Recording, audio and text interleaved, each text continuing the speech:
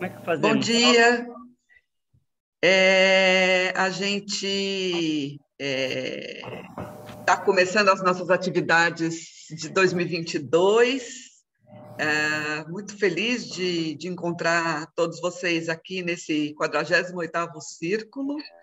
É o nosso quarto ano de atividades e a gente tem se encontrado todos os meses e tem sido, enfim, sempre muito rico poder aprofundar temas que a gente vivencia como questões contemporâneas com esse grupo aqui.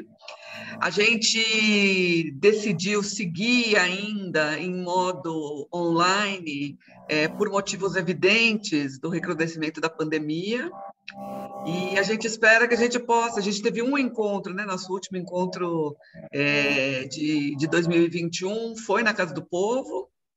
Foi um prazer, enfim, encontrar muitos de vocês lá. Mas a gente entendeu que nesse momento em que a pandemia está com muito contágio e muito insistente de novo, que a gente se protege mais se encontrando à distância. Então, a gente retoma hoje com o nosso primeiro encontro de 2022. O nosso convidado é o Jonathan Listic, o Ione, teve aqui no Brasil alguns anos atrás e a gente acabou se encontrando em algumas situações, imagino até que alguma vez na Casa do Povo, depois ele confirma. E, enfim, quando surgiu essa proposta de que a gente pudesse ter o Ione hoje com a gente, me pareceu uma ótima oportunidade, já ouvi ele em outros fóruns e também fiquei muito animada com as coisas que ele vem pensando. Vou pedir, Ione, para você se apresentar e aí começa a sua fala. A gente tem combinado entre 30 e 40 minutos. Depois a gente abre para questões, comentários, sempre com essa nossa ideia, né, de dar espaço para que muitas pessoas possam participar e que a gente se coloque aí num debate de ideias frutífero para a gente poder realmente pensar juntos, né, sobre os temas que são trazidos. Vamos lá? Bom, antes de me apresentar, eu só queria agradecer o convite. É uma grande honra participar aqui. Para ninguém falar que eu só estou bajulando, se vocês olharem aqui, à minha esquerda tem o pôster do Leste, que foi... Eu acabei de voltar do Brasil, trouxe comigo um pôster do Leste que organizado na Casa do Povo, então realmente sou fã. E confirmo que participei do Círculo já. Se eu não me engano, o primeiro que eu fui foi até organizado por você, Lilian, sobre aquele encontro do Napoleão com o Sanedrim. É um texto muito interessante. Então, vamos dizer assim, tudo é conectado. Então, só agradecer mais uma vez o convite. E me apresentar. Então, meu nome é Jonathan Listic, eu sou brasileiro, morei em Israel já, morei na Inglaterra, na França, estou atualmente em Amsterdã. Eu sou professor de filosofia, teoria política, dou aula de filosofia da ciência também esse semestre, o que é um pouco novo para mim, mas mesmo assim faz parte. E uma das áreas que me interessa bastante é a filosofia judaica, e é isso que eu vou falar para vocês hoje, uma possibilidade de uma teoria crítica de um judaísmo contra-hegemônico.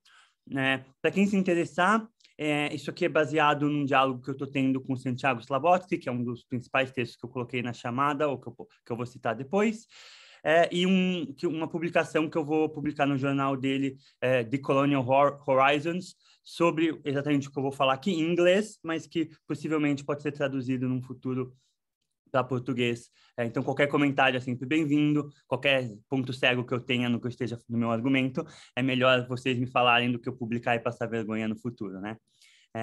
Então, é isso. Bom, vamos começar.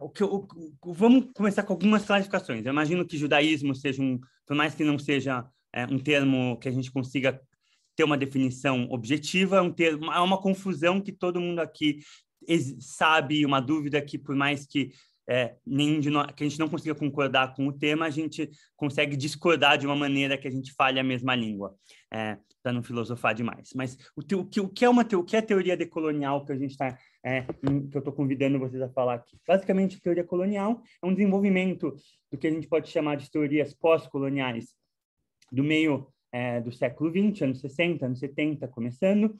E o que a teoria decolonial vem mostrar é que não basta a gente só pensar uma autonomia, uma independência, a gente tem que pensar também o que significa descolonizar num sentido mais abrangente da palavra. Então, a gente tem que repensar o que significa a própria ideia de autonomia, de ser humano, de pessoa, de agência, todas as ideias, a teoria decolonial vem dizer, têm que ser revisitadas, porque elas não são ideias que são objetivas, mas ideias que são criadas em conceitos específicos, mais especificamente, uma ideia de um iluminismo europeu, de uma modernidade europeia. Esse sujeito não existe per se, ele existe como uma construção específica de uma estrutura política. A teoria decolonial não é a primeira a dizer isso, para quem se interessa, existem teorias feministas, teorias marxistas e até teorias judaicas que tocam nesse ponto, mas eu acho que é um bom título, uma coisa para a gente agrupar. As teorias não ficarem... Tem um barulho. Um parênteses, se em algum momento eu quebrar ou não funcionar, me avisem que eu posso retomar os tempos, ok?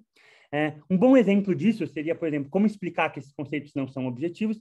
Um bom exemplo seria exatamente o paralelo com o feminismo. Não adianta a gente falar hoje em dia que mulher pode ter os mesmos direitos que homem, sem a gente repensar o que significa a ideia de feminino e masculino. Então, não adianta a gente poder dizer que mulheres podem ser masculinas, mulheres podem ser, por exemplo, podem ser lógica, pode ter foco, pode ter ambição, sem criticar o problema de que, essencialmente, a ideia de feminino é uma ideia problemática, que homens femininos que adotam o feminino são problemáticos. Então, essa ideia de que existe um objetivo, um standard que a gente pode igualar todas as pessoas como humanos iguais, em muitos sentidos, pode abstrair o que é o problema. Trazendo de volta, de novo, por exemplo, do decolonial, não adianta dizer que hoje em dia que a civilização se expandiu e que hoje em dia a gente vive num mundo onde não existem mais bárbaros, sem criticar o problema do que é ser bárbaro, da necessidade política desse conceito de barbaridade, da necessidade política desse não normal, desse não humano, desse não civilizado. Ok?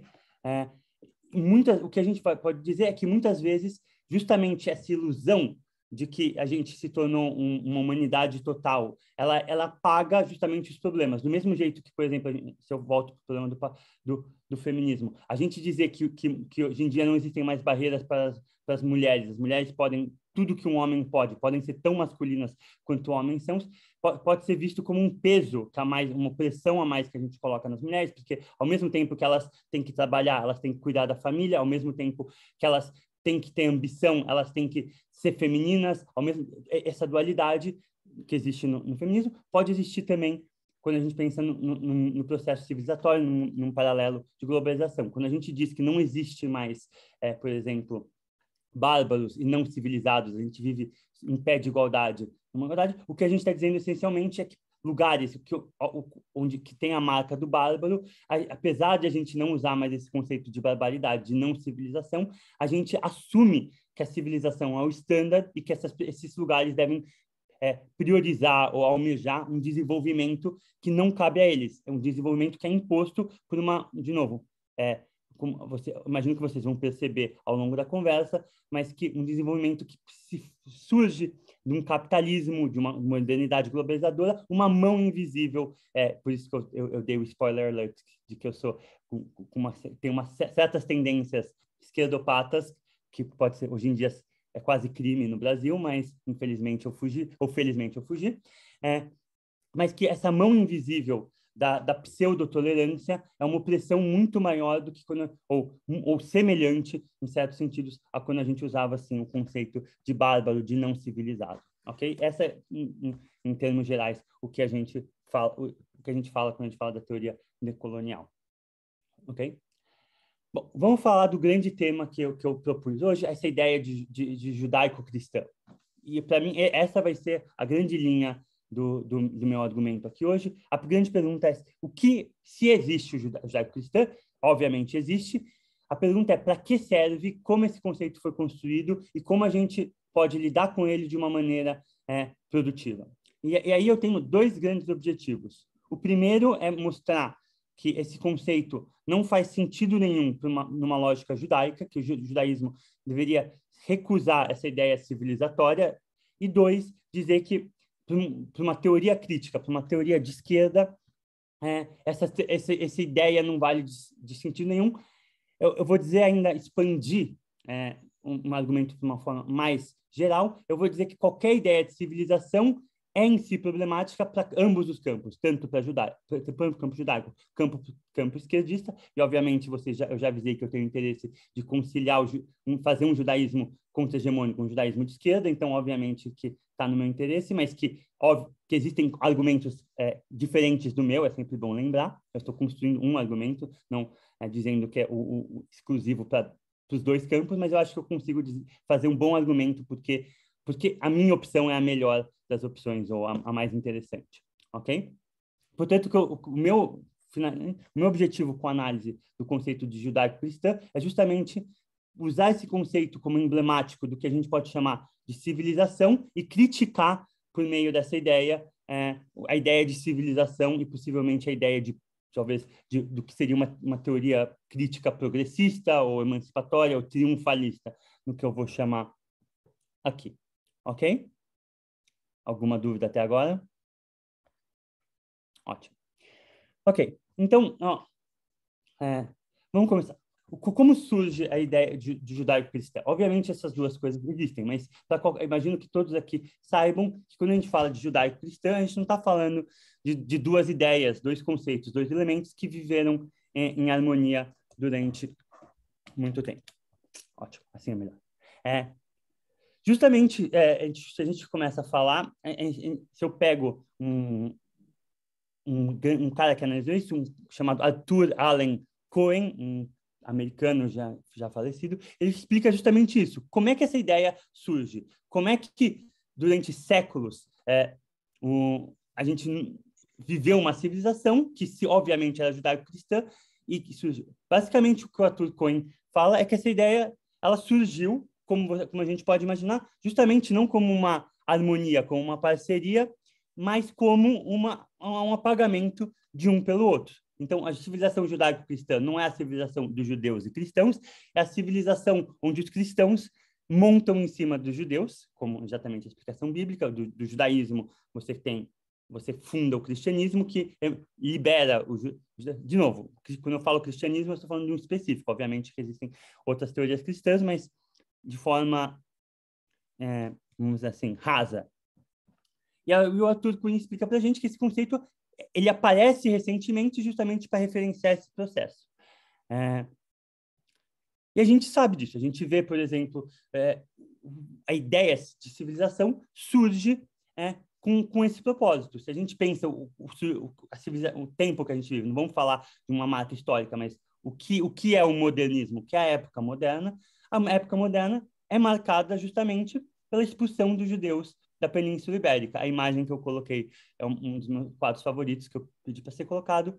É uma imagem do Museu do Prado que narra a expulsão dos judeus. Na verdade, a história que é narrada ali, por que ela é tão importante, é justamente a ideia de que não é a expulsão, mas a tentativa dos judeus de tentar com o rei algum tipo de conciliação, algum tipo de integração, e você tem lá o representante da igreja, eu não vou entrar na figura histórica de quem é, apontando, ele mostra, duas coisas que ele mostra, é a cruz na parede, a religião cristã, e as moedas na mesa, que segundo ele eram os judeus usando dinheiro, tentando pagar, comprar a sua integração, a sua aceitação na Europa. Então, você tem, a primeira imagem, os judeus tentando pegar, você tem entre eles e o soberano, vamos dizer assim, a autoridade política, vamos dizer, na época do rei, mas a gente pode pensar, de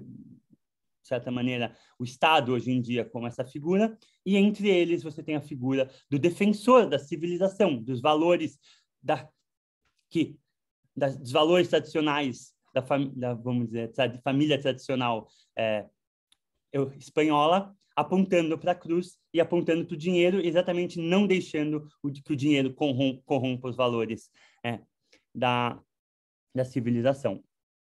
E aí a gente vê exatamente todo esse processo, e não é à toa justamente que a gente vê esse processo sendo marcado, pela expulsão de judeus e muçulmanos, a colonização da América, a caça às bruxas, o comércio transatlântico, ou, em termos bem precisos, a escravidão.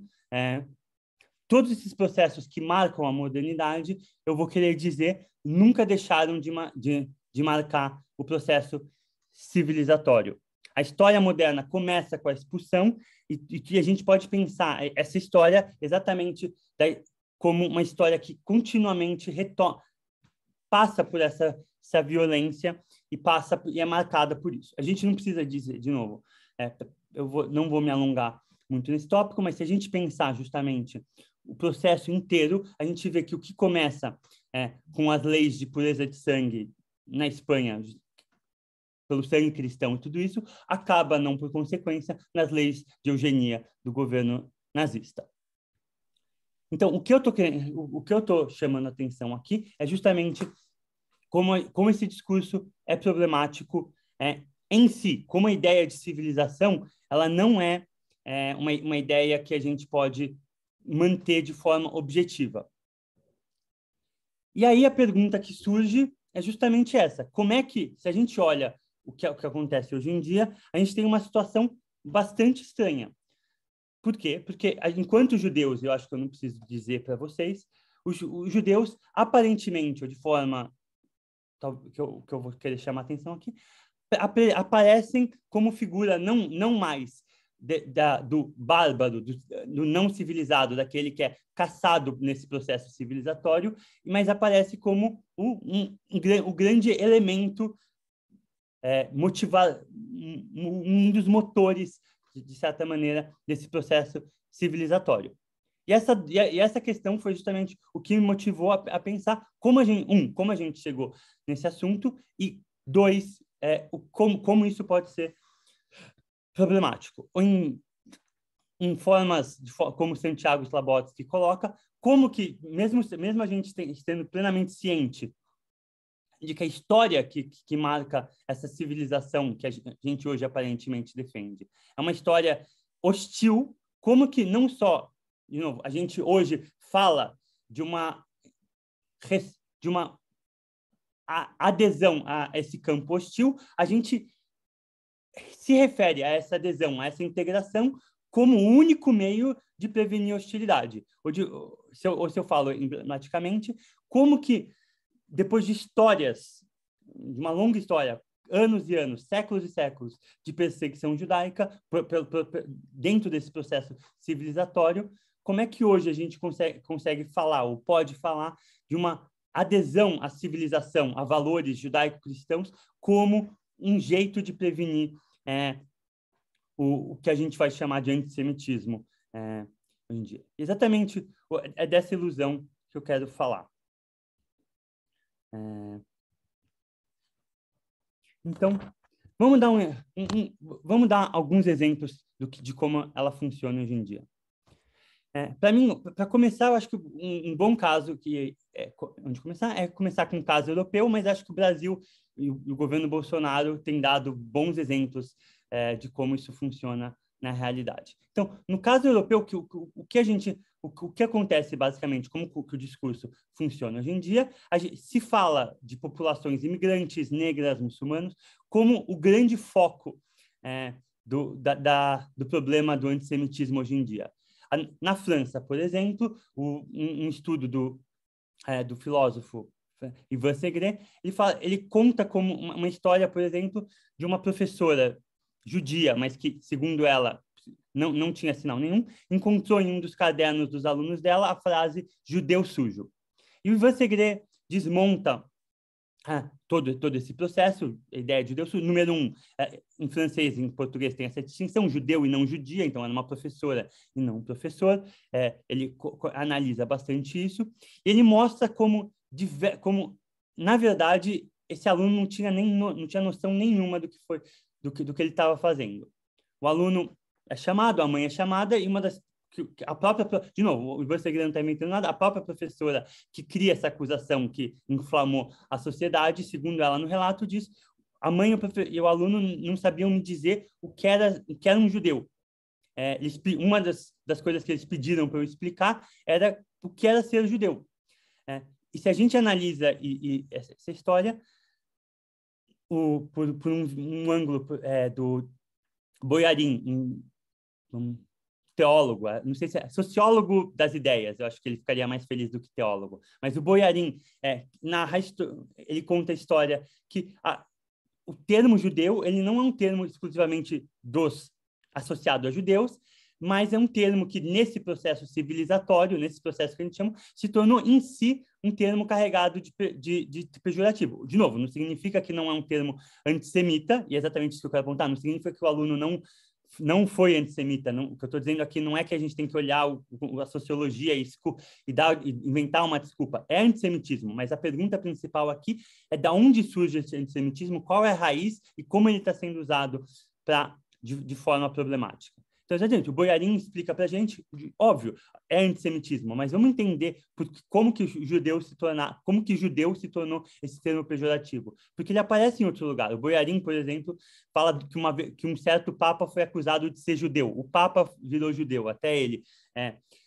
O Santiago Slabotsky conta a história, por exemplo, de que quando os portugueses chegaram aqui, qualquer coisa que era herética, de novo, na lógica da Inquisição, era judaica. Então, em muitos dos tribunais do começo das Américas, você tinha pessoas indígenas, locais, nativos, se identificando como judeus, porque se a civilização que veio conquistar eles é cristã, então eu, o inimigo, sou o judeu que eles clamam que eu sou.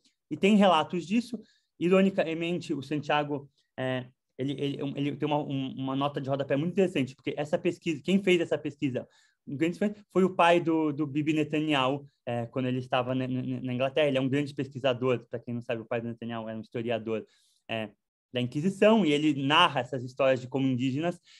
Infelizmente, o Slabotsky e eu somos obrigados a citar essa figura nefasta, para dizer o mínimo, mas que sim, até a direita confirma isso. A gente tem vários casos de, por exemplo, complôs indígenas negros judeus, vários desses casos, por exemplo, até os nazistas, quando as tropas francesas que ocuparam Alsácia-Lorena eram tropas que os franceses trouxeram da colônia, são tropas negras, então os nazistas achavam que os judeus franceses que trouxeram os negros, porque existia um grande complô, porque os judeus saíram do Egito, então os judeus são africanos também, africanos mais brancos.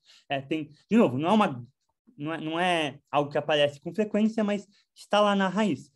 Toda essa lógica, esse emaranhado, e de novo, obviamente estou focando aqui na questão judaica, porque é isso que a gente está falando, mas os judeus não têm nenhum privilégio nessa lógica, é um grande emaranhado dessa figura do bárbaro contra a civilização. E aí aparece exatamente isso. Se eu volto para a história do aluno, o que foi feito desse caso foi justamente isso. Os franceses têm que proteger contra o antissemitismo. Os imigrantes vêm e eles carregam em si, com eles, o antissemitismo. Eles pecam contra a civilização judaico-cristã. A França já viu isso uma vez, a França não pode ver isso de novo. Temos que salvar os judeus, não vamos cometer os mesmos erros que cometemos nos anos 30 e 40, bababá, bababá. Essa é a narrativa. E aí surge o problema, porque justamente como é que funciona? As pessoas que, de novo, a lógica hegemônica, a lógica cristã, francesa, nacionalista, que originalmente permitiu o nazismo, hoje usa do antissemitismo como ferramenta para se proteger do antissemitismo. Ou seja, ela usa o antissemitismo como uma arma para acusar, para reproduzir o mesmo processo civilizatório que permitiu ela, 50 anos atrás, entregar os judeus na mão dos nazistas. E aí já surge uma questão que a gente vai falar, já que a gente tocou no nazismo, que eu vou falar mais para frente, é que quando a gente fala que o nazismo, que a direita é bárbara, a gente cai nessa armadilha da normalidade. A gente cai na armadilha de que o normal, o civilizado, tem que ser retomado contra a vergonha bárbara que tomou seja o bárbaro o imigrante, seja o bárbaro, o Bolsonaro ou o Trump. Quando a gente apela para a civilização, quando a gente apela para a integração, quando a gente apela para o humanismo, a gente compra essa neutralidade que, na minha opinião, tem que ser descolonizada. E se eu não me estender tempo demais nessa parte, eu vou explicar por que o próprio judaísmo defende isso. Mas aí eu posso citar vários exemplos. O Slabowski, o Segre, que eu mencionei antes, mostra isso. Por exemplo, na França, quem defende que a Shoah é enfatizada demais nos judeus e tem que ser... São alunos de direita. Pesquisas escolares mostram que os estudantes magrebinos querem mais aulas sobre a Shoah e não menos. Só estudantes, em sua grande maioria, estudantes que se identificam como direitistas, alegam que existe muita ênfase na Shoah. Exatamente essa lógica, por exemplo, se a gente muda para a Itália. A Oriana Falati, que é uma grande defensora da civilização, uma jornalista, foi membro da resistência com nazistas, deu várias declarações, por exemplo, atacando o halal como um processo bárbaro de alimentação. E ela é ciente, ela fala, a shrita, a kashrut, opera dentro da mesma lógica bárbara. Ela, com todas as letras, fala que as pessoas que tentam silenciar ela e respondem a um processo que ela teve como um silenciamento, como o silenciamento de pessoas de revisionistas da Shoah, e ela acusa judeus que apontam para ela, instituições, ONGs judaicas italianas que acusaram ela de antissemitismo e de islamofobia, de serem vendidos, de pessoas que assim como judeus que aceitaram dinheiro para entregar seus irmãos, hoje aceitam dinheiros de árabes imigrantes para defender antissemitismo. Então, essa Oriana Falati, defensora da civilização italiana, é antissemita até a ponta do dedo, mas, a partir do momento que ela defende a civilização, ela é defendida como uma opositora do antissemitismo. Essa lógica, para mim, é problemática. E aí eu explico porque é justamente isso. Quando os judeus se integram à civilização, a gente tem esse fenômeno bizarro que qualquer defesa da civilização se torna uma defesa dos judeus, com o apoio dos judeus que buscam se integrar, e de uma forma radical, qualquer ataque contra a civilização é um ataque antissemita. Então, a gente tem até autores franceses no mundo que falam que qualquer anti-americanismo é uma forma de antissemitismo. Por quê? Porque os Estados Unidos é o maior defensor dos judeus no mundo, e sendo o maior defensor, qualquer ataque aos Estados Unidos é em si. Por isso, qualquer espírito anti-imperialista é em si um espírito antissemita, em versões mais radicais. Mas, de novo, a gente não precisa ir para versões tão radicais. O que é o bolsonarismo no Brasil? O que são esses fenômenos repetidos de discurso bolsonarista? E eu vou só me apegar no mais recente, que foi aquela ideia de racismo reverso que apareceu recentemente na Folha. Quando aquele autor, que eu não vou nem dizer o nome, se aproveita da ideia de que existe antissemitismo em setores de uma população marginalizada, o que ele está fazendo é usando do antissemitismo como uma defesa da lógica hegemônica. Então, ao atacar os judeus, a pessoa ataca a hegemonia. É uma espécie de racismo reverso. Essa ideia nunca existiu. Gente, quem defendeu a civilização, quem atacou os judeus sempre foi a civilização. Os nazistas nunca foram bárbaros. A Inquisição nunca foi uma curva, uma forma de crítica. A gente sabe disso. E tem que problematizar. Okay? Eu acho que essa lógica, de novo, e se eu falei o segundo pé do que eu estou tentando tratar aqui, exatamente isso. Quando a esquerda compra essa ideia, a esquerda também compra a ideia de que uma lógica, de que uma crítica ao que está acontecendo agora tem que ser permeada por uma lógica civilizatória. Eu vou citar uma frase, o Eduard Bernstein, que é um social-democrata alemão do começo do pré-Shoah, ele tem uma frase que eu acho que é bastante emblemática disso. Ele diz que, obviamente, que a gente tem que se opor à colonização, porque a colonização é um veículo capitalista, mas não a ideia de que essas populações têm que ser integradas à civilização. Então, o que ele está dizendo, basicamente, o problema é o capitalismo, mas que o marxismo é uma lógica civilizatória. O marxismo vai resolver, é o ápice da civilização. Para ele é inegável. E para muita gente, de novo, obviamente que essa lógica é errada, mas quando a gente hoje em dia, faz uso desse termo civilização e bárbaro para criticar coisas que são problemáticas, a gente está reproduzindo a mesma coisa. Quando a gente vira para o Bolsonaro e fala, você é bárbaro, nós somos a civilização, nós somos os valores, por mais que a gente não use o termo judaico-cristã, o que está implícito ali é que existe uma lógica, uma moral superior a qual todos devem obedecer. Existe um universalismo, um valor universal onde todos são iguais. E só diante desse valor que todos podem ser iguais. O que é o humanismo, se não o processo civilizatório? O maior exemplo disso é que ninguém é o vilão da história, mas de forma mais emblemática, a colonização das Américas nunca foi tida como um processo corrompido, sempre foi um processo emancipatório. A grande dúvida do que existiu é por que as pessoas se recusavam a ser civilizadas. E essa é, de novo, em muitas instâncias, essa é a pergunta que muitas vezes a esquerda faz hoje em dia. Por que as pessoas recusam os direitos humanos? Por que as pessoas recusam o humanismo? Por que as pessoas recusam o meu valor moral superior? E aí eu quero propor justamente como essa armadilha da civilização se liga com os judeus, voltando para a questão. O Enzo Traverso, no livro dele sobre esquerdas e judaísmo, ou a questão judaica e o marxismo, ele conta justamente a história do que foi o período Weimar. Por que ninguém, né, no período Weimar, pensou que o antissemitismo podia ser perigoso? Porque para muitos deles, justamente os judeus não eram mais, olha a ironia, os judeus não eram mais perseguidos pela civilização. No passado eles foram, óbvio que existiu a Inquisição, mas no começo do século XX, os judeus eram burgueses, integrados. Os judeus eram membros da civilização, alemães, franceses, italianos, sem nenhuma dúvida. A esquerda achava que o antissemitismo existia só como um efeito colateral do antimodernismo. A esquerda achava que só quem recusava a modernidade, a evolução, o progresso, que era antissemita.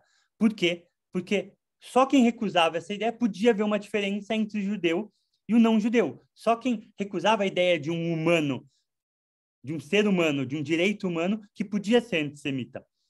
E a grande ironia é que a esquerda achava que muitos judeus da esquerda achavam que o nazismo hitleriano era só uma falácia, era algo que ia desaparecer, que Hitler não podia ser, segundo a esquerda, realmente antissemita, porque os judeus eram burgueses e uma hora o capital ia falar mais alto. Obviamente, não preciso dizer que é balela, existem teorias marxistas que refusam isso também. Recomendo o Moshe Postone, para quem quiser ler, eu posso falar. Ele explica justamente como que o nazismo se encaixa nessa lógica capitalista, nessa lógica civilizatória.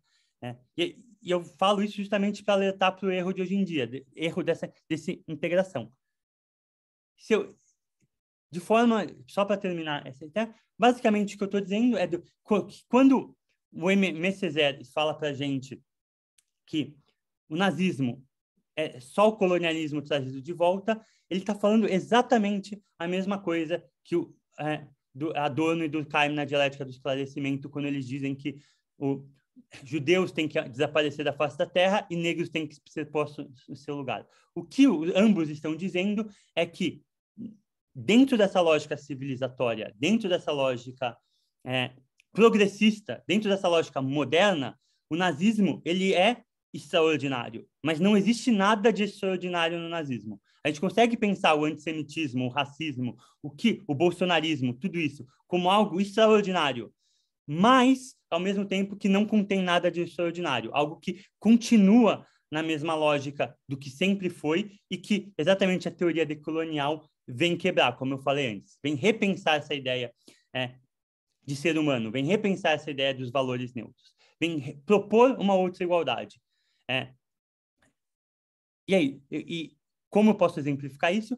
Qual outra igualdade é essa? E eu só vou deixar essa questão em aberto, porque existem dois jeitos de pensar a igualdade. Um jeito de pensar a igualdade é pensar a igualdade a partir de um valor comum, de um valor universal, que, vamos dizer assim, que é como um Mastercard, que é aceito em todos os lugares, e aí eu já dei a dica que é o valor do capital, esse valor que reduz tudo a um valor comum, ou existe uma igualdade numa diferença absoluta. Exatamente quando não existe nada em comum, quando não existe nada que possa, de novo, ligar uma pessoa a outra, existem só uma singularidade quase.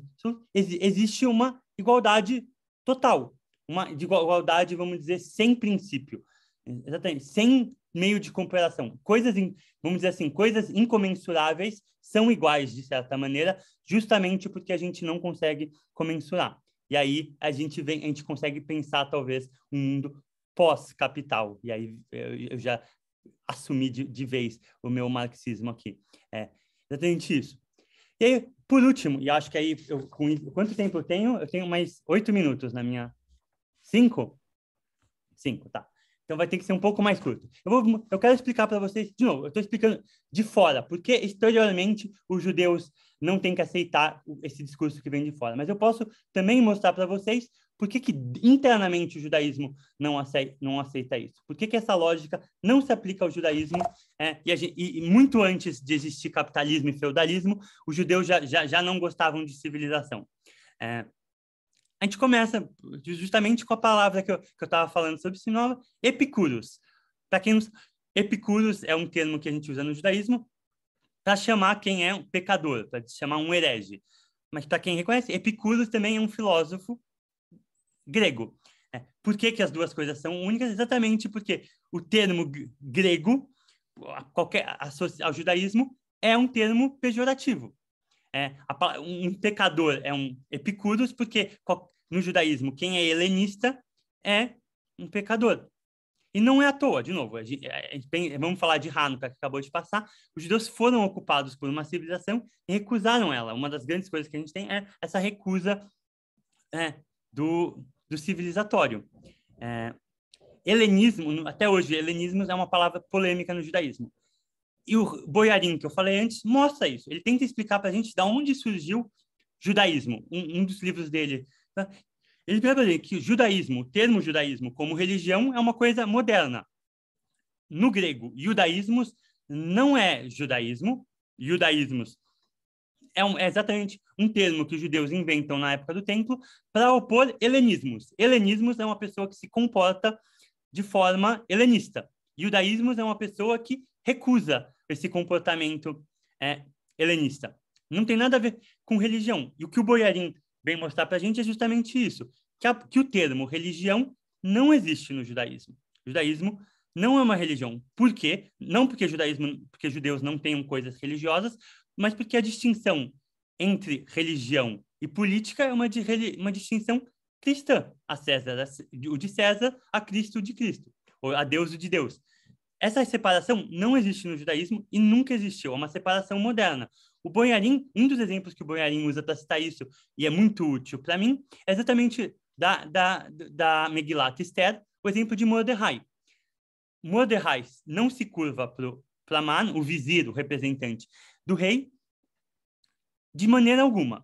Uma explicação moderna vem dizer que Mordecai não se curva para Aman quando ele está longe, porque seria uma deificação, mas que ele poderia se curvar em perto, porque é um respeito ao poder. Então, qual é a mensagem moderna? Que você pode separar a política de religião. Você pode reconhecer o vizir, o poder soberano, e manter a sua religião sem ser herege. O que o Boyarin explica para a gente é que essa separação não está na Megilá. É uma invenção moderna. Na Megilá, ele não se curva e ponto. O que quer dizer isso? Essa separação não existe. O judeu não reconhece o poder civilizatório. Não é porque ele é rebelde, não é porque ele era judeu e marxista. É porque ele era judeu. A explicação que ele não se curva é porque ele é judeu. Ou seja, ser judeu é não reconhecer. E, ironicamente, essa é a mesma explicação que o Marx dá. Ironicamente, eu sendo irônico, porque é muito conveniente no momento, essa é a mesma explicação que o Marx dá no livro dele sobre a questão judaica. O que o Marx fala na judaica? que o judaísmo é uma invenção cristã. Só dentro de uma lógica cristã capitalista, essa ideia de judeu como religião funciona. Ele não se ocupa muito do outro lado da moeda, como os judeus. Mas a leitura que se faz, o Monod, o Enzo Traverso, o próprio Boyarin faz dessa passagem de Marx, é justamente essa, que dentro da lógica, o termo religião, judaísmo enquanto religião, existe só dentro de uma lógica cristã que cria essa separação, que cria uma distinção, que cria uma organização da esfera pública que separa economia, política, religião. O Boyarin cita um antropólogo, Talal Assad, um antropólogo muito famoso da religião, e a metáfora que ele usa é a metáfora de um arqueólogo que encontra um vaso inteiro e joga no chão para quebrar, porque a arqueologia só sabe trabalhar com fragmentos. O dia que a arqueologia encontra um negócio inteiro, ela precisa fazer a violência de quebrar. E o Boyarin, na minha opinião, vamos dizer assim, consistente com a análise marxista, fala a mesma coisa. Essa obrigação de quebrar o judaísmo em religião, política, é uma lógica que só existe numa lógica civilizatória. A separação do que é religião e do que é política é uma lógica que só existe numa lógica civilizatória, moderna, emancipatória, secular. Então, para quem se interessa, recentemente saiu um artigo do Nelson Maldonado Torres, que analisa o quanto Fanon, Franz Fanon, o grande teórico martiniquense, mas da Revolução Algeriana, era secular. E a resposta que ele dá é: não, secularismo é uma lógica moderna. Não existe. De novo, a gente não está falando que existe um fundamentalismo religioso. A gente está falando exatamente que a armadilha do fundamentalismo religioso é uma armadilha moderna. De novo, a armadilha de que existem fundamentalistas islâmicos que são antissemitas é uma armadilha moderna, uma armadilha que, que eu estou tentando argumentar aqui, vem justamente esculpar, lavar a história do que foi a lógica civilizatória que nunca teve o judeu integrado. E eu acho que e o meu argumento é que até hoje não tem, porque se a gente olha a lógica, vamos dizer assim, o argumento sociológico, óbvio que o judeu hoje em dia não é o que ele foi há 60 anos atrás. Isso é sociologicamente evidente, eu não estou tentando argumentar nada diferente disso. Mas eu diria que justamente essa lógica sociológica fortalece meu argumento, porque se a gente consegue pensar o melhor dos cenários, o que a gente vive hoje em dia, a lógica da integração full power, ninguém questiona a integração, e mesmo assim existe antissemitismo, quer dizer que não é a solução. Ou como diria o Isaac Deutscher, um trotskista que cresceu no racidismo e abandonou, mas que ele tem um livro muito bom sobre a questão judaica. Ele diz exatamente que essa ilusão da liberdade do antissemitismo é o que ele chama de o paraíso dos tolos, que dentro do capitalismo não existe. Ele não é, de novo, decolonial, ele não cita a civilização como um todo, mas ele fala: as únicas pessoas que acreditam que a social-democracia vai liberar a gente do antissemitismo são os tolos, é um paraíso dos tolos.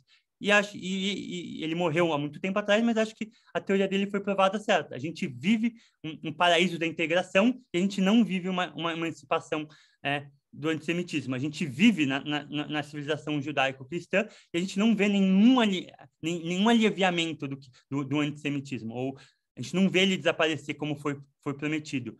E o meu argumento é que não é acidente. Enquanto a gente segurar nessa ideia de judaico-cristã e acreditar que ela vai salvar a gente, independente se a gente usa judaico-cristã como os bolsonaristas usam, ou se a gente usa uma outra alternativa de judaico-cristã que fala de uma moral superior, a gente não vai ver o fim da cisão. A gente só vai ver o fim quando a gente entender que talvez a gente tenha que ser mais bárbaros, menos civilizados e mais se opor. É isso. Eu vou terminar aqui por causa do meu tempo, mas se alguém quiser, eu posso falar de como Levinas ajuda a gente a entender isso. Eu acho que sim. Bom, obrigado. Obrigada, Ione, pela abertura. Sua gente já tem gente inscrita? Se não, me inscrevo já, viu?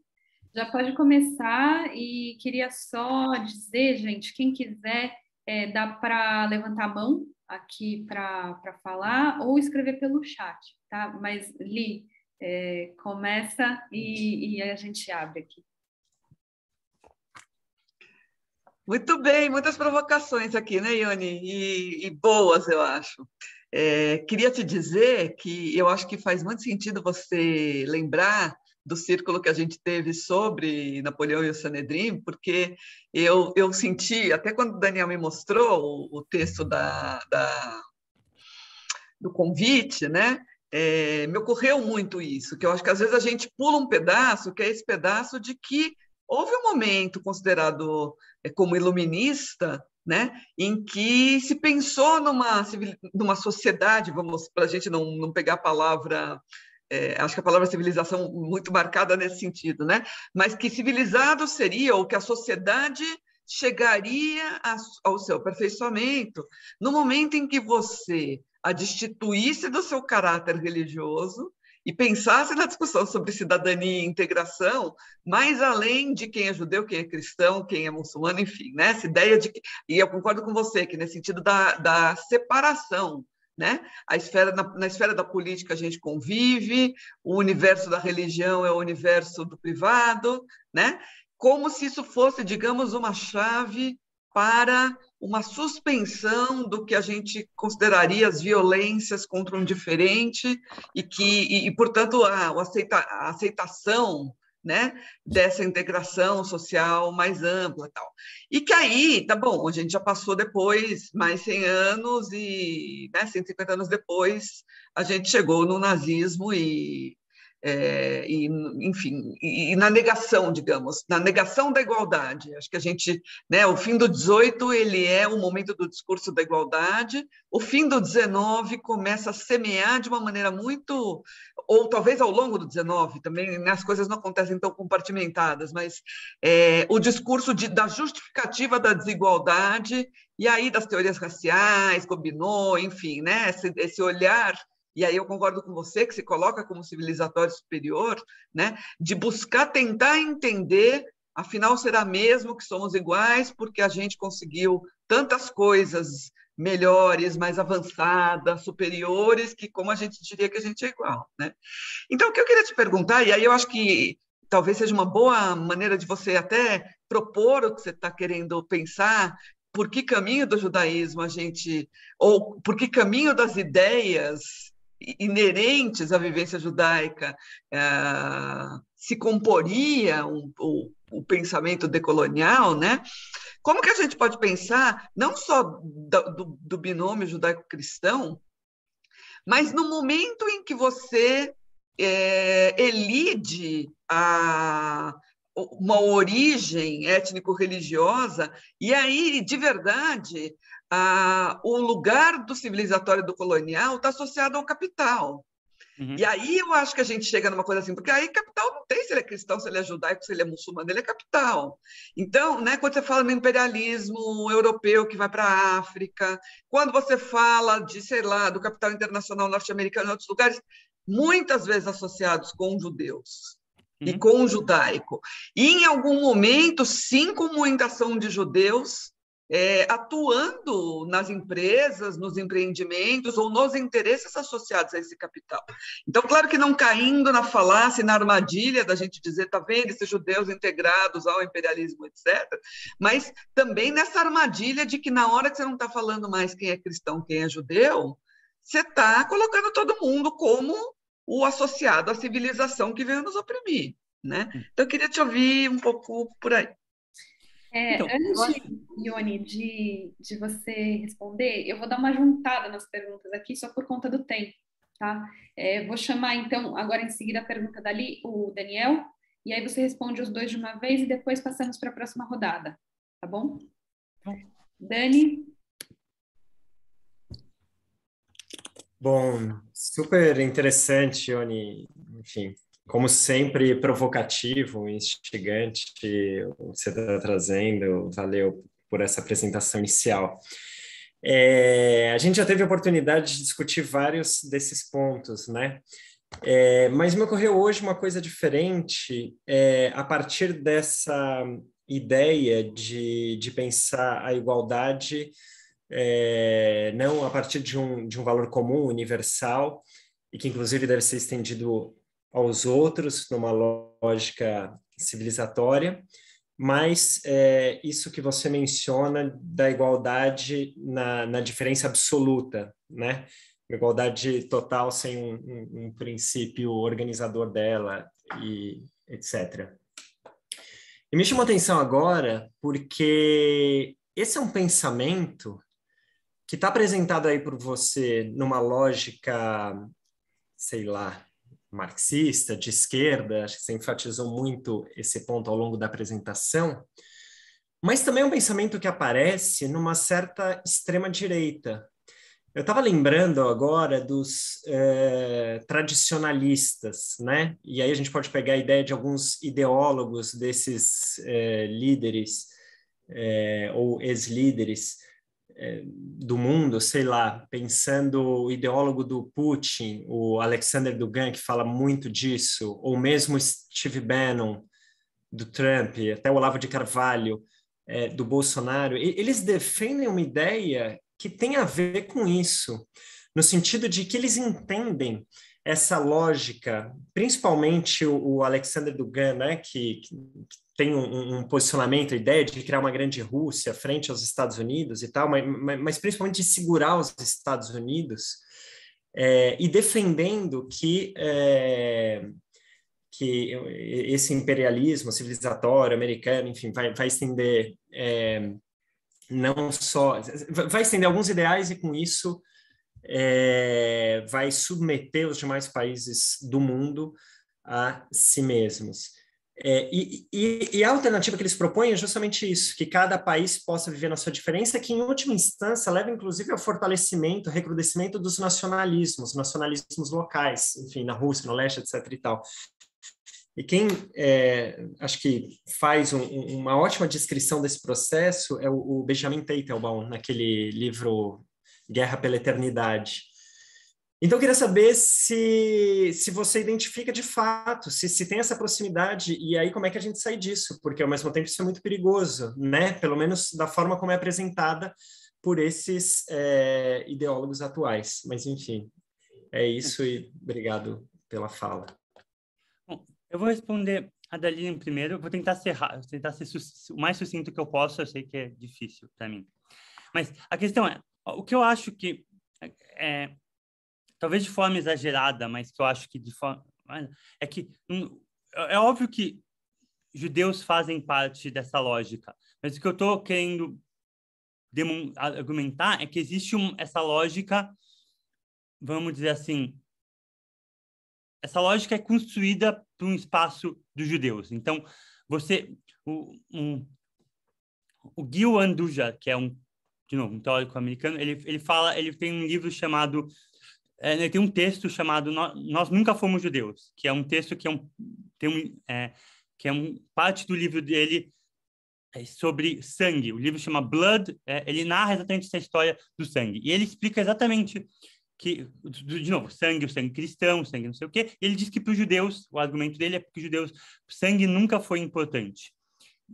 Essa lógica do sangue é a lógica cristã. Por quê? Porque é exatamente essa lógica universal, essa lógica de que todos conseguimos operar pelo mesmo... Todos temos sangue, exatamente isso. Mas o que o Andujar fala, que é muito interessante, é exatamente isso. Só sobre essa lógica do mesmo sangue, de novo, do sangue de Cristo, do sangue, do capital universal, só sobre essa lógica do sangue, sangues podem ser desiguais.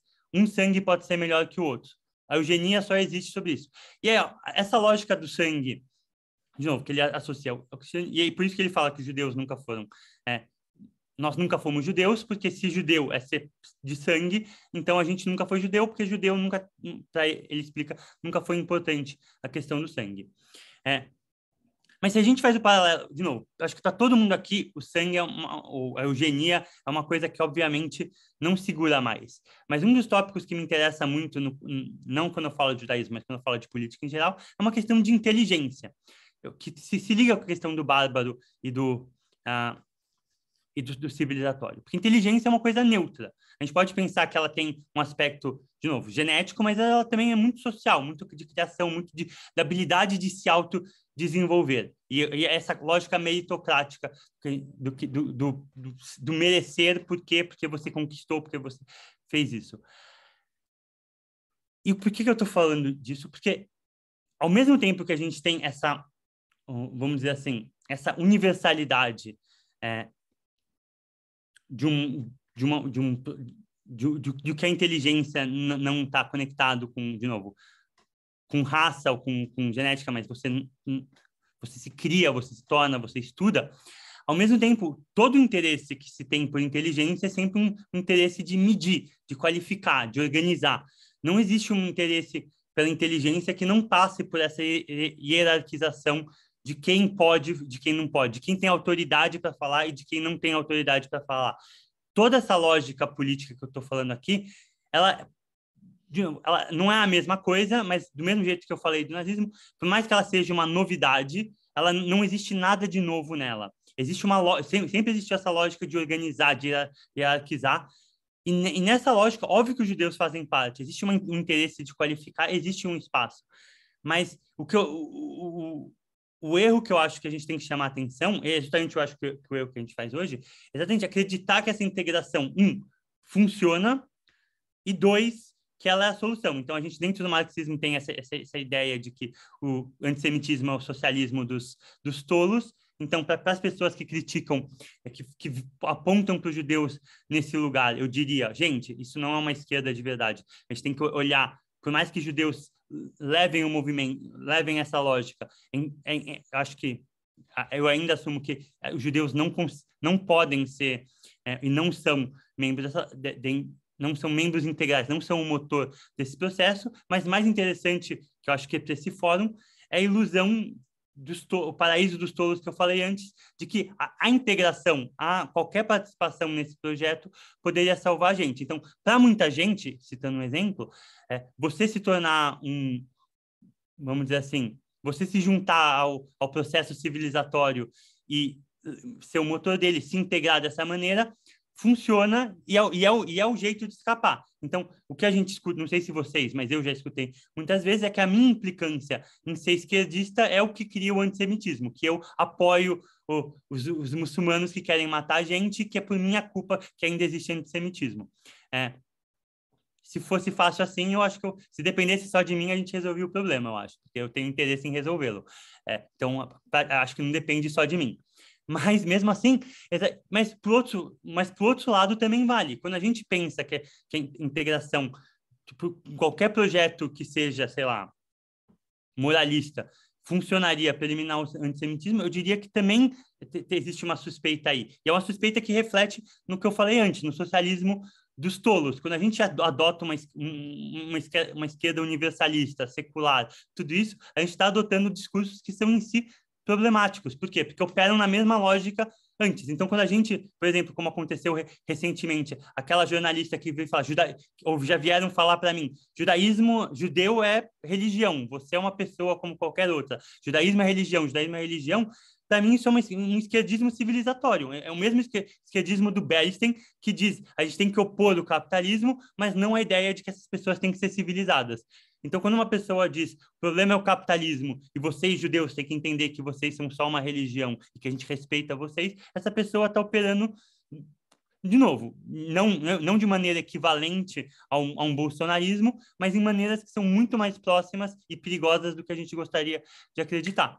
E é dessa lógica que eu estou falando. Obviamente que tem pessoas que se enganam, obviamente que tem pessoas que vão se juntar ao processo, mas essas pessoas, número um, estão, na minha opinião, caindo numa armadilha, numa ilusão de que, de novo, como o Deutscher falou, de que o welfare state, de que vamos dizer, de uma forma, de que um Estado, de que uma harmonização moderna pode resolver o problema e, de novo, alimentando o problema, porque por mais que funcione temporariamente, não consegue funcionar permanentemente. E como eu sei disso? Porque se a gente estuda o pré-guerra, o pré-holocausto, essa era a ilusão de que nunca ia acontecer com os judeus, porque os judeus eram civilizados, os judeus estavam já emancipados, não existia. De novo, como você mencionou brilhantemente, a gente teve a Revolução Francesa, Napoleão teve a conversa com Sanedrin, estamos num acordo, todos entendemos, inclusive teóricos judaicos. Moisés Mendelssohn, o grande teórico da Haskalah, o argumento dele é justamente esse,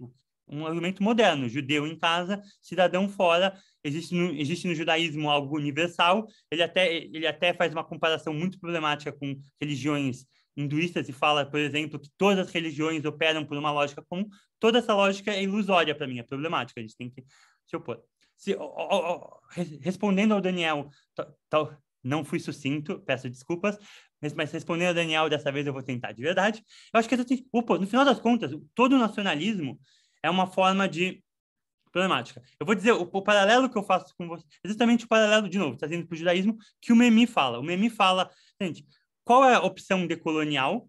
Memmi, Alberto Memmi, um dos grandes, a trinca decolonial. A gente tem o Fanon, a gente tem o Said e a gente tem o Memmi. O Memmi foi um pouco apagado e vocês vão entender por que dessa teoria crítica. Porque, qual é a teoria dele? Ele fala, por que eu defendo o Estado de Israel? E aí vocês entenderam por que ele foi apagado na esquerda. Porque, do mesmo jeito que eu defendi a emancipação da Tunísia, eu defendo a emancipação. O judeu é a vítima da colonização, ele tem que ter um Estado. O tunisiano é uma vítima da colonização, ele tem que ter um Estado. E não é só ele. O Aimé Césaire não defendeu isso, mas me fugiu o nome do autor que o Memmi cita sempre. O livro dele, ai meu Deus, Uma Carta para o País de Origem. Tá, não vai me vir agora. Mas essa ideia de que a melhor opção para um nacionalismo colonial é um nacionalismo decolonial é justamente o problema que a teoria decolonial vem dizer. Porque esse conceito nacionalista é um conceito problemático. Você dizer, vamos dizer assim, que o mercado capitalista é problemático, mas o mercado socialista resolve o problema, é errado. Como, vamos dizer assim, olha, eu vou até abusar. O Fred Hampton, o líder dos Panteras Negras em Chicago, deu uma entrevista muito interessante. Ele falou: os Panteras Negras não opõem o capitalismo branco ao capitalismo negro, os Panteras Negras opõem o capitalismo ao socialismo.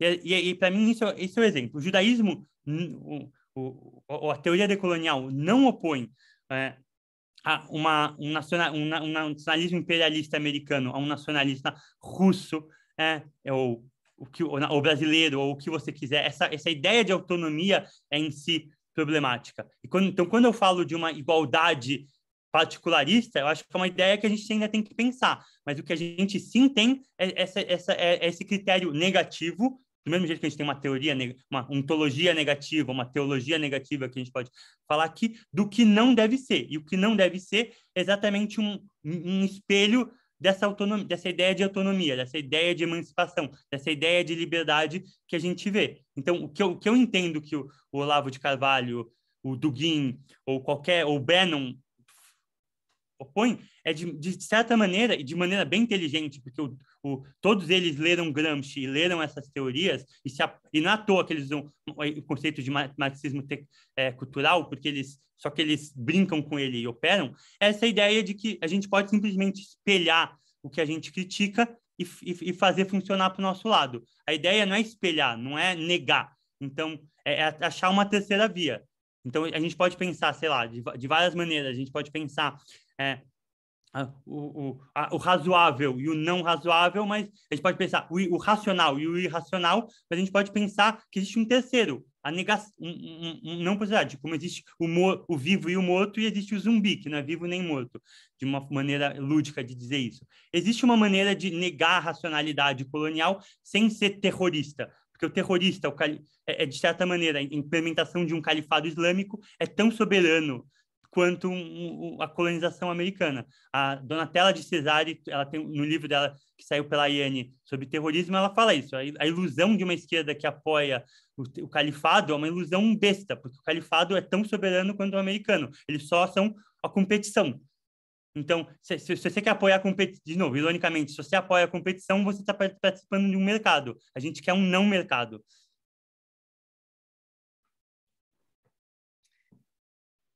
Bom, agora, Ione, eu vou chamar 3 pessoas em seguida. É o Felipe, Samuel e a Roberta. E depois passo a palavra para você. Então, Felipe, se quiser começar.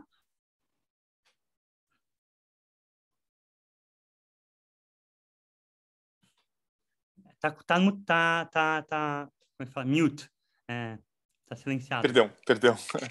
Perdão, estava te agradecendo, Jonathan, pela tua apresentação, muito instigante, fui caminhando aqui com você pelas tuas ideias, e você terminou na sua introdução, né, fazendo essa crítica de uma ilusão dessa integração, né, de uma adesão civilizatória que, digamos, acabaria, enfim, com o antissemitismo, né? E defendendo um pouco essa hipótese de uma postura, enfim, do lugar bárbaro, né? Eu queria entender um pouquinho melhor isso, assim, o que você entende por esse lugar bárbaro e quais seriam as expressões disso no nosso tempo, né? Quer dizer, onde que isso aparece, qual seria um caminho possível, enfim, de a gente pensar esse outro lugar que não a ilusão da adesão civilizatória.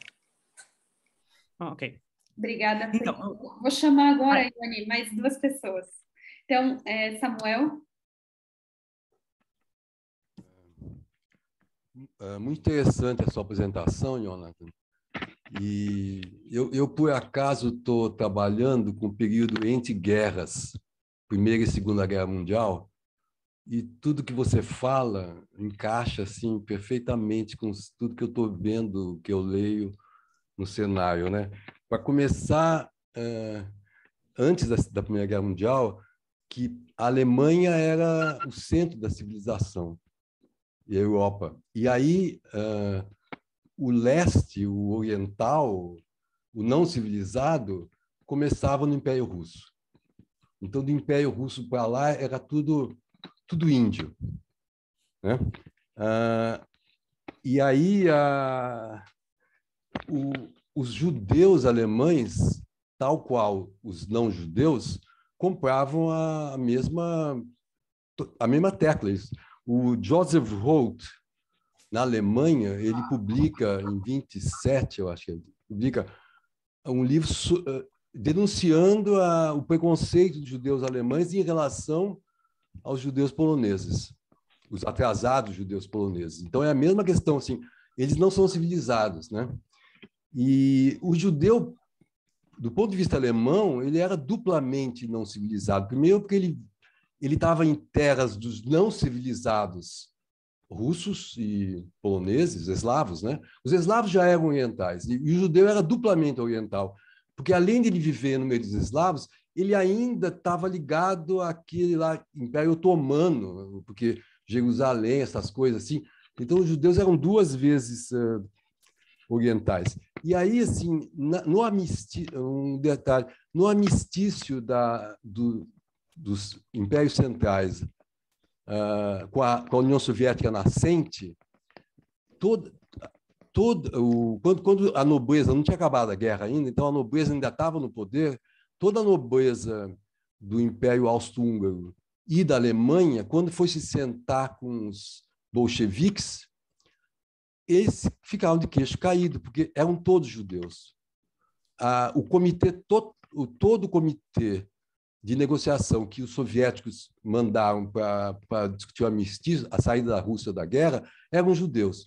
E aí eram judeus porque eram os que falavam alemão, e eram os que tinham contato com a cultura ocidental. Então, os bolcheviques mandaram os representantes falando. E aí, para os alemães, isso virou sinônimo de... Aí, o bolchevique...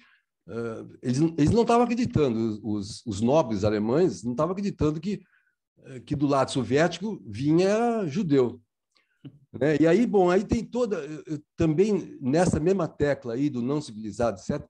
Todos os contos do Isaac Babel na Guerra Civil, que é escritos durante a Guerra Civil russa,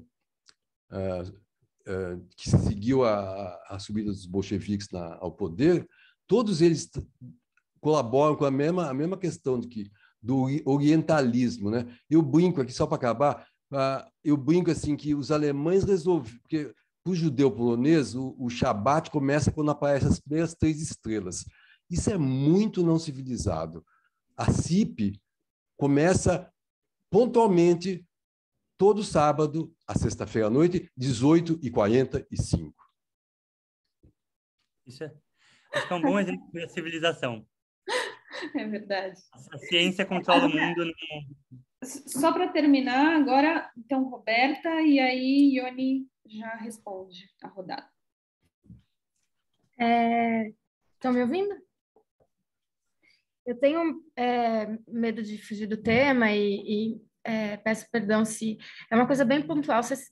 Eu ando nas pesquisas sobre veganismo e as esferas que ele ao redor dele. Eu tenho muito interesse. Você citou uma autora, acho que italiana, que eu não conhecia, e eu queria só se você pudesse falar um pouquinho mais sobre a fala da Shlita e da Kashrut e da Kashrut muçulmana, que eu não esqueci o nome. Fala. Halal, sobre quais são as bases. Eu queria só entender um pouquinho dentro desse conceito bárbaro versus civilizado. Ok. Eu vou responder primeiro. Para responder a primeira a pergunta, eu vou já do Felipe. Vou começar com um parênteses do que eu vou defender agora de como pode ser criticado. Então, o Isaac Deutscher, no livro dele sobre o judaísmo, ele cresceu num ambiente racídico, se não me engano, da Yeshiva Ber, da linha Ber, para quem conhece. E uma das coisas que ele fala no livro é exatamente isso. Existe essa romantização do judaísmo como um aspecto rebelde, não sei o que lá, mas eu vivi lá, eu sei que é balela. No final das contas, não vai a lugar nenhum. Isaac Deutscher, de novo, um dos grandes ícones do marxismo. Mas, então, mesmo assim, eu vou fazer o que ele argumenta é balela e um pecado. E vou dizer que o que seria esse judaísmo bárbaro? Então, nas teorias decoloniais, tem um livro do Walter Mignolo, que chama Desobediência Epistêmica. É um conceito que a gente vai... eu acho que o judaísmo tem essa coisa de desobediência, o que cabe no judaísmo, essa coisa de desobediência epistêmica. O que significa isso? Número 1, recusar essas categorias que são coloniais. Então, recusar, o que eu falei, por exemplo, recusar a categoria de religião, não em nome de um fundamentalismo religioso que ocupa tanto a política quanto a religião, ou submeter a política à religião, como seria uma lógica que seria assim, negar a separação para acoplar tudo isso. Mas negar a separação como uma forma de, vamos dizer assim, furar ou rasgar essas categorias que existem. E eu posso citar 2 jeitos de fazer isso. Eu acho que tem jeitos mais complexos que não dá para fazer aqui, a gente pode falar em outros tempos, mas eu acho que 2 para mim são emblemáticas. Uma delas é um Levinas, um dos meus textos favoritos, se chama Judaísmo e Revolução, onde uma pergunta que ele faz é justamente se o judaísmo é compatível com a política nos moldes greco-romanos. Ou, de novo, modernos, civilizatórios, o que a gente pensa hoje em dia. E ele não deixa bem claro, mas a lógica que existe o que está suposto ali é que não. O judaísmo não é compatível com isso. Então, tem várias interpretações para onde a gente leva esse negócio. Eu não vou me alongar. Para quem interessa, o Alan Finkielkraut, Bernard Henrique Lévy, tem toda uma lógica francesa conservadora que tenta beber essa água. Na minha opinião, muito mal. Eu posso justificar depois, mas o Ivan Segre faz, na minha opinião, um livro bem grosso, dedicado só a esse texto, chamado Judaísmo e Revolução. Ele, para mim, dá a chave do que eu estou querendo dizer aqui. Não, o judaísmo não é compatível com a lógica, com o Estado greco-romano. Isso que torna ele revolucionário, porque a gente quer se livrar justamente do Estado nos moldes greco-romanos. A gente quer se livrar desse Estado que pensa a partir desses moldes, de novo, problemáticos, que separa o civilizado do bárbaro, que separa aquele que, vamos dizer, o inteligente do idiota, aquele que existe só para trabalhar e aquele que existe para mandar. Toda essa lógica permeia esse Estado. Então, se a gente quer se livrar dele, a gente quer pensar outra coisa. E o outro exemplo que de novo, de desobediência, e aí a gente vê uma desobediência epistêmica, porque não é negar só, é desobedecer, é fazer as categorias não relevantes, é dizer o que é razoável para você, não é razoável para você. Não é que eu tenho uma razão que compete com a sua e é melhor que a sua. A sua razão não me interessa. Entendeu? E aí eu acho que um exemplo bom que eu acho que existe, que permeia a nossa história, é justamente o grande sábio do judaísmo. O Rabbi Shimon Bar Yochai, para quem não sabe, o criador da Cabala. O Gershom Scholem já provou que não foi, mas na história é ele que criou. O que ele faz? Olha que engraçado. Ele entra numa caverna. Como que a filosofia ocidental começa? Saindo da caverna. Se para Platão a gente tem que sair da caverna, a gente tem que buscar a luz, de novo, o iluminismo, a gente tem que sair, ver claramente e ter uma percepção absoluta da ideia, isso é o platonismo de uma maneira só. Para o judaísmo é o oposto, a gente entra na caverna. E não só, por que ele entrou na caverna? Fugindo dos romanos. Os romanos perseguiram ele. Como que a gente foge do império? A gente entra na caverna e estuda no escuro. Entendeu? E quebra com misticismo a razão. A gente inventa a cabala para isso. De novo, o que eu estou falando, obviamente, aqui é retórica, é propaganda. Não tem como abrir e explicar tudo que eu estou falando aqui. Mas existe no judaísmo essa lógica da recusa, dessa desobediência epistêmica que justamente vem fugir do imperialismo, que tenta universalizar e dar uma lógica comum. Eu acho que a gente pode buscar isso ao invés de uma coisa ao invés da outra. Não que não existe iluminismo judaico, obviamente existe. Eu citei há pouco tempo atrás o Moisés Mendelssohn, um grande pensador. Quem sou eu para criticar? Mas eu consigo achar outros autores que são melhores que ele, na minha opinião. Ok? A resposta do Samuel, eu acho que, assim, eu gostaria de... Eu fico feliz que tem crédito, mas feliz ou infelizmente não sou eu que disse. Eu recomendo que, para entender esse processo do Entre Guerras, o livro do Traverso, que eu acho muito bom. O Enzo Traverso não é judeu, mas escreveu o doutorado dele com o Michel Levy, por sinal, judeu paulista. E o livro dele, a tese de doutorado dele sobre o marxismo e a entreguerra. Samuel, você congelou, você tá me ouvindo? Ah, tá me ouvindo. Tá ótimo. Então, que explica justamente essa questão do que aconteceu e dos emaranhamentos que rolou aí. A tese de doutorado dele, que virou livro, acho que não sei se tem em português ainda, mas a Abril lançou em inglês recentemente uma segunda versão. Se te interessa, eu posso tentar achar. Mas exatamente se eu respondo o que você está tentando perguntar, o que acontece nessa lógica é justamente isso, de que os judeus bolcheviques tentaram adotar a civilização. Muitos deles foram um exemplo dessa civilização. O Traverso conta, por exemplo, que em vários staters, na Ucrânia, na Lituânia, os judeus não gostavam quando viam os agentes judeus, porque os judeus eram os que mais tentavam civilizar eles, tirar eles do stater e tentar tornar eles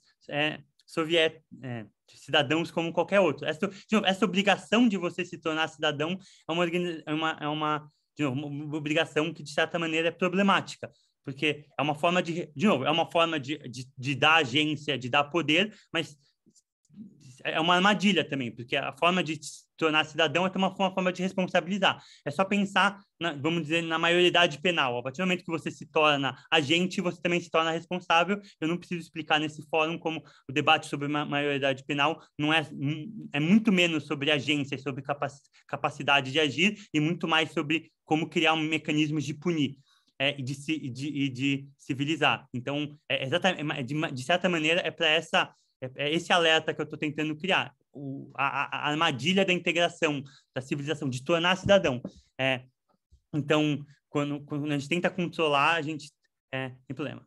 E só para a Roberta, o que acontece lá, e a Iana Falati se meteu numa encrenca, é que ela fala exatamente isso, que é shritá, que o corte halal e tudo isso, são bárbaros, são não civilizatórios e que a gente tem que injetar civilização ali e matar de uma maneira mais humana.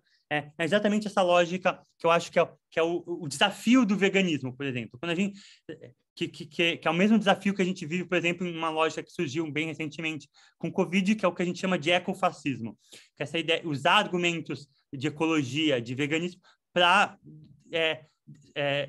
criar doutrinas problemáticas. Eu não vou entrar aqui na discussão do veganismo, se é moral ou não, mas o que eu vou alertar é justamente, tipo, por que é muito mais fácil, muito mais aceitável que a gente aponte para a população imigrante judaica, para o halal, para a kashrut, para esse lugar como um lugar do problema, do bárbaro, do não civilizado, e a gente esquece que o grande veículo de matança e de controle de uma população menor é o capitalismo, na minha opinião. Então, o que a população judaica, o que a população imigrante, qualquer população, causa de dano, mesmo se a gente vai colocar, não é aí que mora o problema na minha opinião, não deveria morar o problema do veganismo, e que a partir do momento que o veganismo sustenta e apoia e motiva e vira fogo nessa fogueira que já está queimando, que vira gasolina nessa fogueira que já está queimando, se torna problemático. Do mesmo jeito que judeus, de novo, tem o rabino-chefe há muito tempo atrás, em 2006, se eu não me engano, o rabino-chefe da Europa, um russo,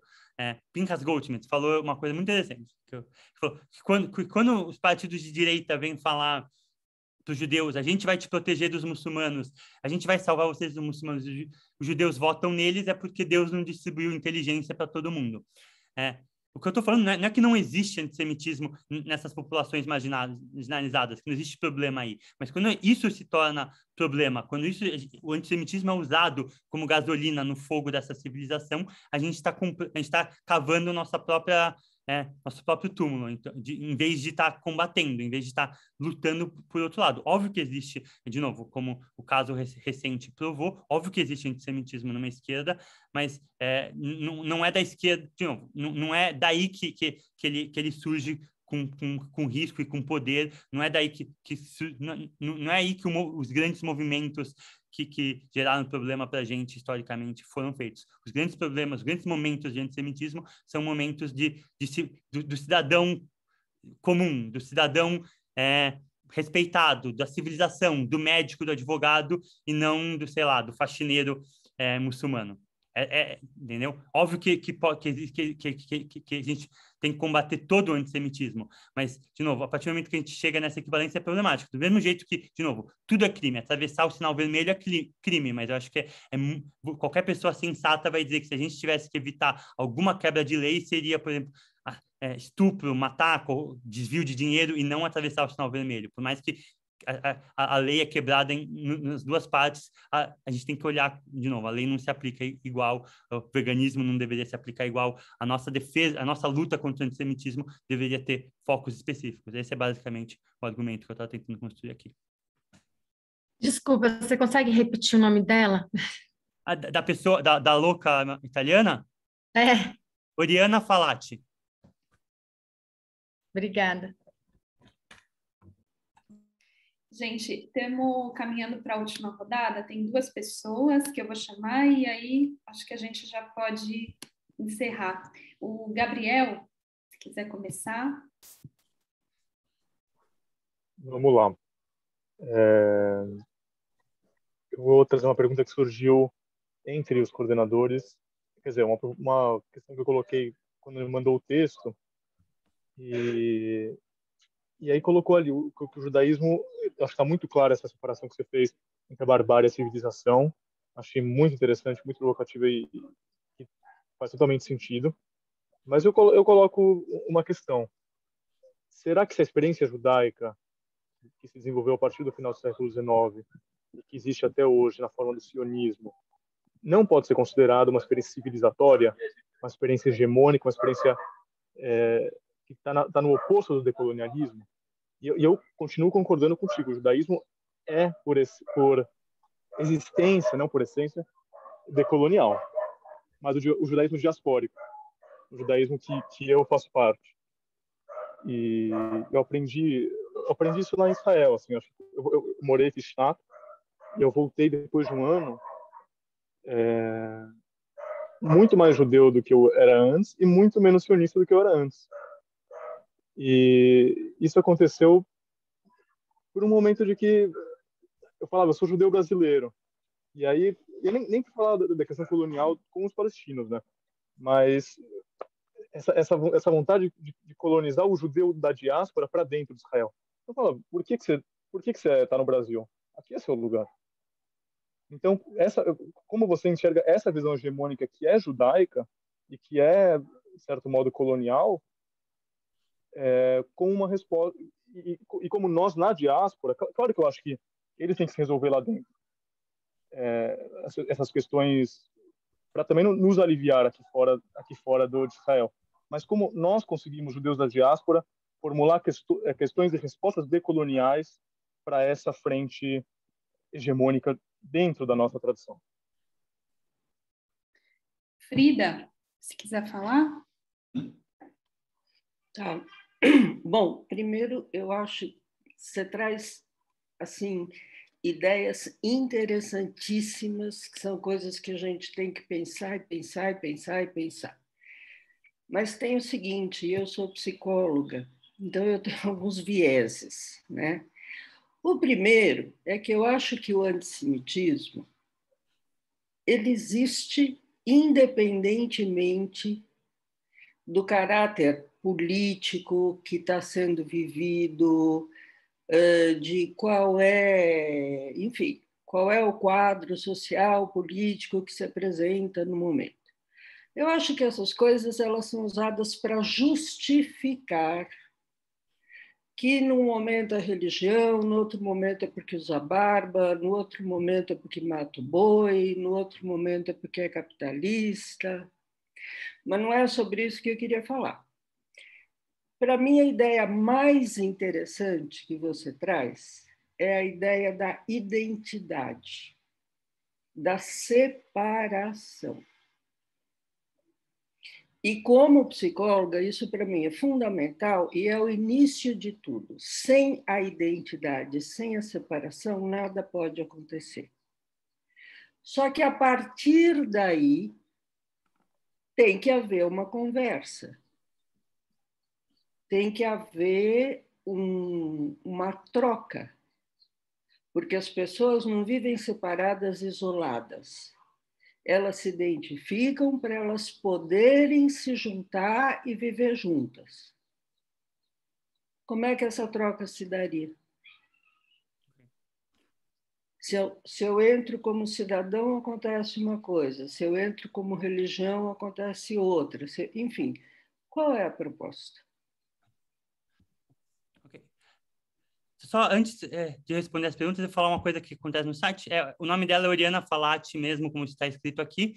E para quem quiser, tem o livro do Ivan Segre, com o Alan Badiou, chama Reflections on Antisemitism, também não tem tradução para português, da Verso, onde ele analisa exatamente essa análise dela, e o texto dele nesse livro é um trecho do livro dele em francês, chamado A Reação Filosemita, em que ele expande mais essa ideia da situação filosemita e os problemas do filosemitismo. Então, tem em inglês Reflections on Antisemitism da Verso, e em francês Reação Filosemita, que é melhor do que ler Oriana Falati no original, porque bom, eu não recomendo para ninguém ler baboseira. Uma falácia. A falácia é uma falácia. Exatamente. É tipo Olavo de Carvalho, é nesse nível. Tipo, é interessante ler como um caso para você, entendeu? Mas se dá para terceirizar, eu recomendo ler Sócrates. Bom, sobre o que o Gabriel falou, eu acho que é exatamente isso. Eu acho que, número um, eu acho que Israel é uma questão muito complexa e é difícil de apontar, porque muitas vezes todo mundo está errado quando que fala sobre Israel.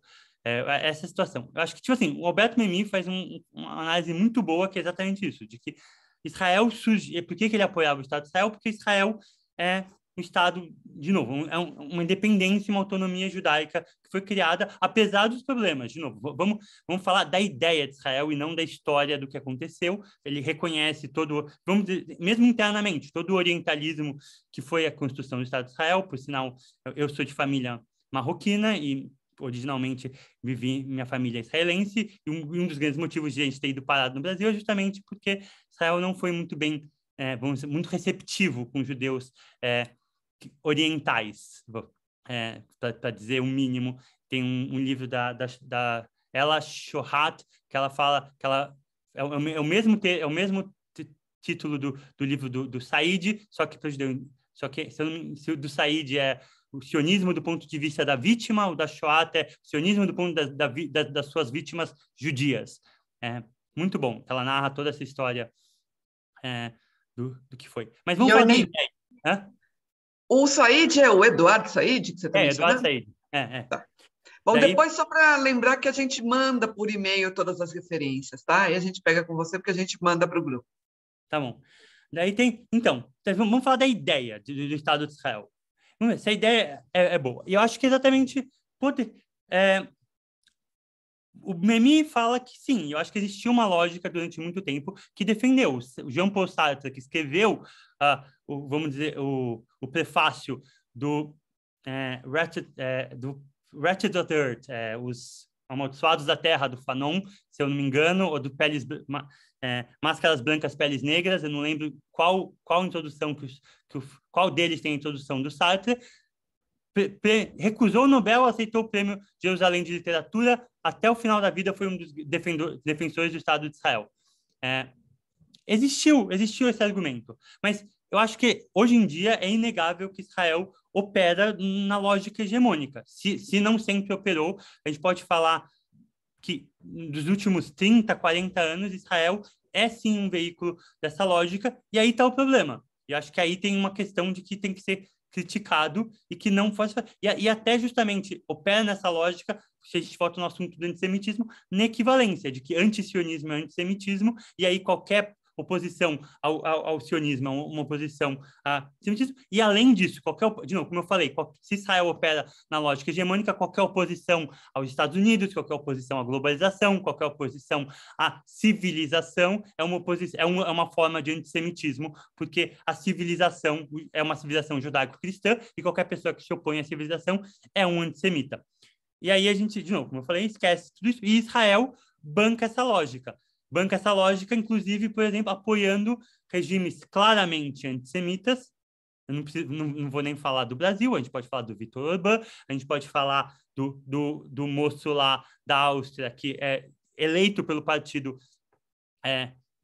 nazista e passeou com o Netanyahu no Yad Vashem, uma vergonha sem tamanho. Israel faz essas vezes. E aí a pergunta surge, o que a gente faz com isso?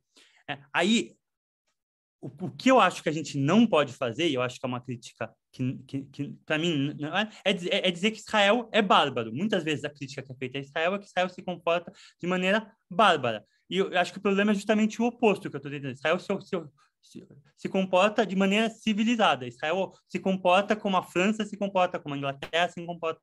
Obviamente, tem, de novo, legalismos para cá e para lá, mas transformar Israel numa social-democracia que opera segundo as suas leis, não resolve. Por sinal, eu acho que fazer esse pedido é o pedido mais sionista que pode existir.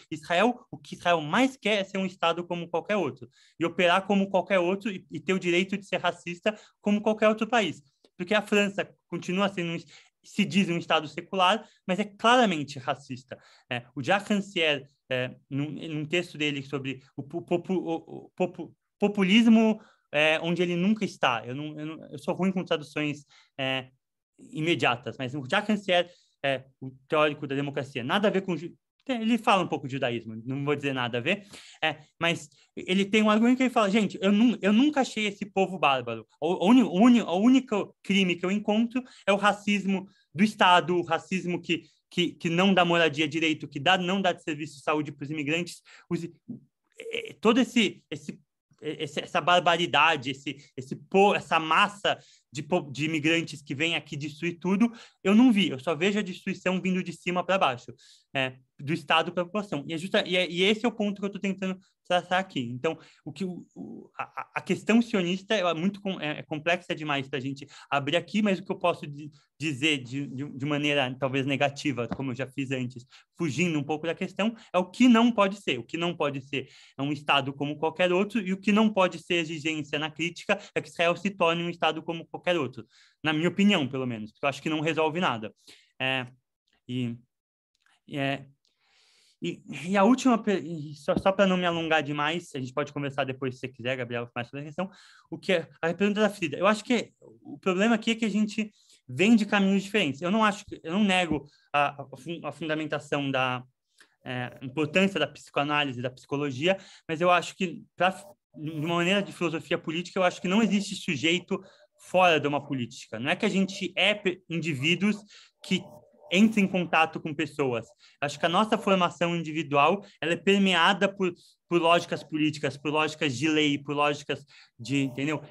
Se eu posso ser um pouco pedante, eu acho que, por exemplo, o Freud do mal-estar da civilização é o Freud mais importante, porque esse Freud que põe na lei, no acordo coletivo, nesse viver em comum, o lugar da formação do individual. Então, a gente exige, o indivíduo, ele é fruto de processos políticos e não a origem do processo político. E, nesse sentido, a gente falar de política e de desconstruir essa formação de quem a gente precede, na minha opinião, a questão de como a gente vive junto. Mas, se eu posso responder, de novo, o como a gente vive junto, a minha resposta é exatamente isso, que a gente não tem que perguntar como a gente vive junto, porque a gente já vive junto.